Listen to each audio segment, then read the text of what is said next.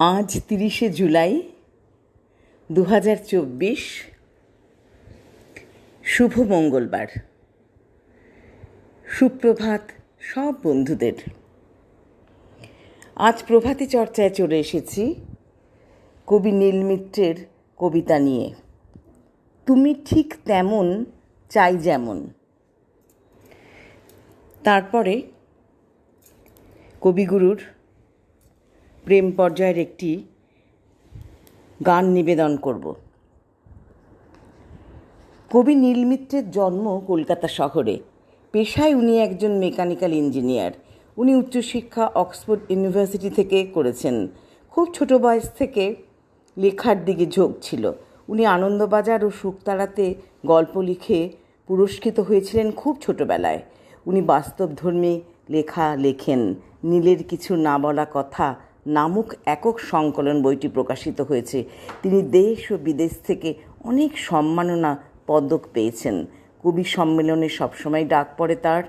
কবি নীল মিত্রকে আমরা সবাই চিনি। কবি নীল মিত্র আমাদের সবারই খুব প্রিয় কবি। খুব মিষ্টি মিষ্টি কবিতা উনি লেখেন। তুমি ঠিক তেমন, চাই যেমন। অনেক মানুষের ভিড়ে তাকেই খোঁজে আমার দুই নয়ন।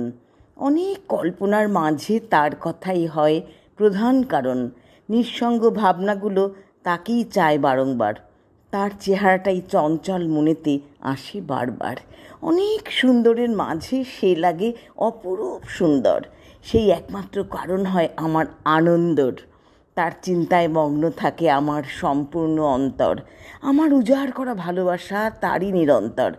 জানি না কি আছে তার মধ্যে এমন, শুধু জানি সেই একমাত্র আমার মনের মতন। স্বপ্নে জাগরণে বহু যুগ ধরে যা খুঁজে গেছে এই মন, সে হুবহু ঠিক তেমন, সেই কল্পনার নারী যেমন। আমি এটাও জানি না তাকে কখনো কাছে পাবো কি না, কিন্তু তাকে ছাড়া অসম্পূর্ণ আমার এই জীবন। ভাবনা জুড়ে যার বাস সেই করেছে হৃদয় হরণ। সব কিছুর পরেও তাকে ছাড়া বাঁচতে পারি না। আমার একটি কথা বাঁশি জানে, বাঁশি জানে। আমার একটি কথা ভরে রইল বুকের তলা, কারো কাছে হয়নি বলা। কেবল বলে গেলেন বাঁশির কানে কানে। আমার একটি কথা, আমার চোখে ঘুম ছিল না গভীর রাতে। চেয়েছিলেন চেয়ে থাকা তারার সাথে।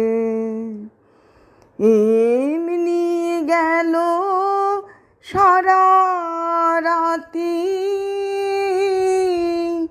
পাইনি আমার জাগার সাথে।